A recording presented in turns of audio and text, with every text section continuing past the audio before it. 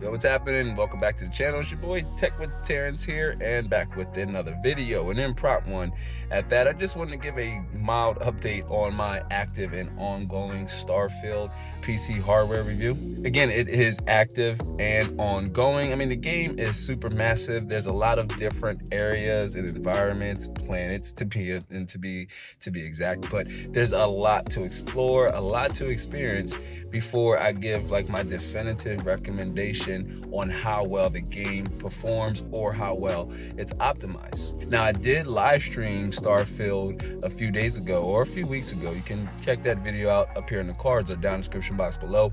But I did live stream the first few minutes or about the first hour or 2 hours of the game. Ran into a few hiccups along the way. I'm experiencing a little behind the scene technical difficulties. Now let me see if it wants to.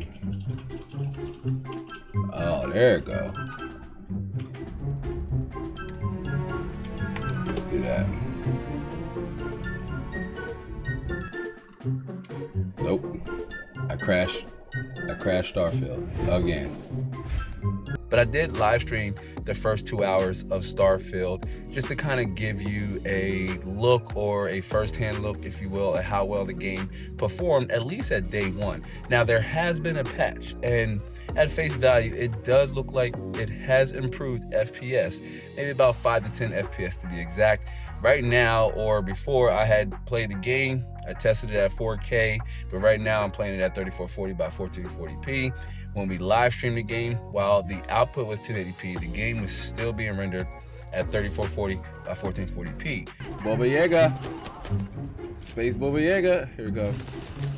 But I'm going to release an ultra-wide benchmark gameplay video here, probably between now and Friday. If you're watching this video, you should probably already have gotten a notification for that. But I'm going to release an ultra-wide benchmark because the numbers are different. I tested ultra-wide in a few different locations, a few different planets, and then I doubled back and went back to New Atlantis because that's where we spent a lot of our time when I first played Starfield over on the live stream. We're not going to turn on contrast, adaptive. We're not going to turn that on. We'll leave that off. Let's go back on. I mean, let's both those off. And it's like the same, in the same spot. Nothing, got no performance boost. That is beyond me.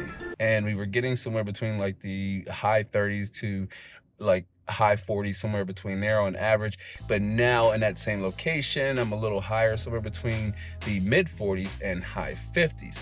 4K, the game even runs a little better. I think Starfield originally was intended to be played at that resolution at 3840 by 2160p.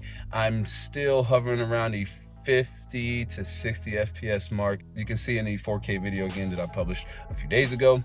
And now at ultra wide, 21 by 9, 3440 by 1440p, super cool resolution and aspect ratio to be at. If you haven't yet made the leap and you need a worthy upgrade for your setup, right? If you're like, no, I'm content with my graphics card or my CPU, motherboard, RAM, all that jazz I'm good at. If you need a good upgrade, upgrade your monitor.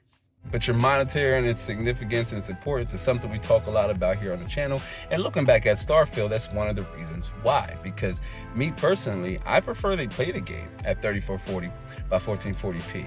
It just runs a bit smoother. Like at ultra wide, I'm in the high 60s to 70s. And again, you'll see this in the ultra wide benchmark that I'm going to release here on the channel. But I'm in the high 60s and the high 70s. And the extra real estate, again, on the left and right, it's a hard trade-off between, say, 4K. I mean, the game looks good at 4K, but it's so much better at ultra wide, right? Like 3440 by 1440p. So much more immersive playing at that resolution and aspect ratio.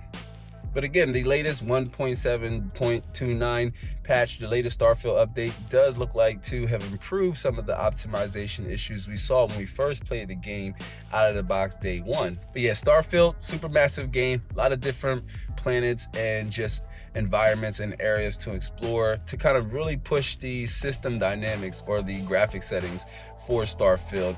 I'm going to continue to test it at 1440p ultra wide at different settings. Starfield's supposed to be getting DLSS support, DLSS 3.5 in all likelihood.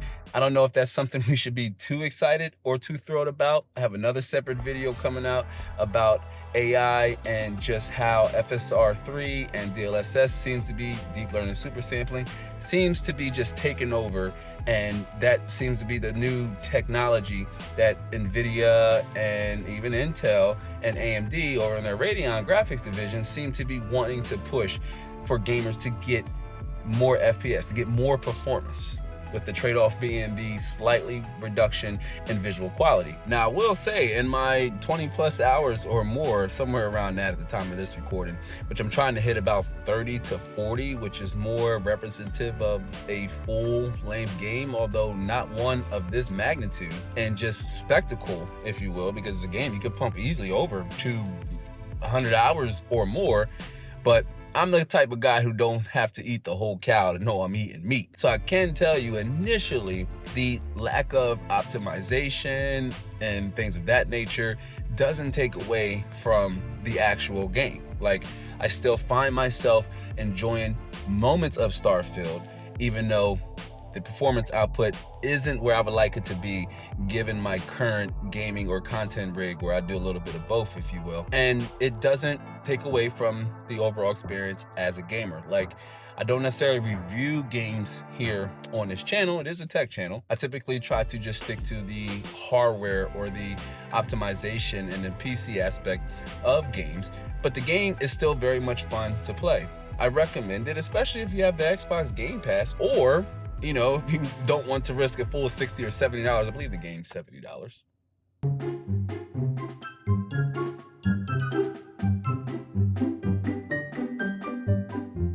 But if you don't want to risk a full $70 on a game, you can sign up for the Xbox Game Pass. It's a $15 commitment, and you'll also still have access to other games that you can play should Starfield not be to your liking, or you don't have a system to run the game at all. Like, if you don't have an SSD, forget about it.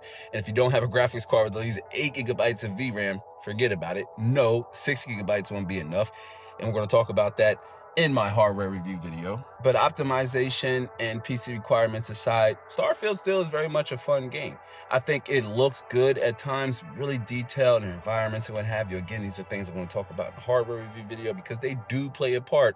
Once you start turning up those graphic settings and you're trying to maximize fidelity, your FPS is going to take a hit. So maybe given your configuration, or depending on the graphics card and CPU configuration you're rocking, 1080p or 1440p max settings might not be, for you to play or enjoy the game, but I'm able to turn up the graphics settings all the way up. That's how I like to enjoy my games, and still not be impacted by the FPS drops or the fact that the game won't really push your hardware as much as you like it to. And again, this is at full GPU utilization, RTX 3090, 3440 by 1440p, even 2560 by 1440p, right? Once I drop down the resolution, which I'm going to benchmark and release a gameplay benchmark video at that resolution as well, but the numbers weren't that far off or weren't that much different at the time of recording. That was pre 1.7.29 update patch, so I'm gonna have to revisit that resolution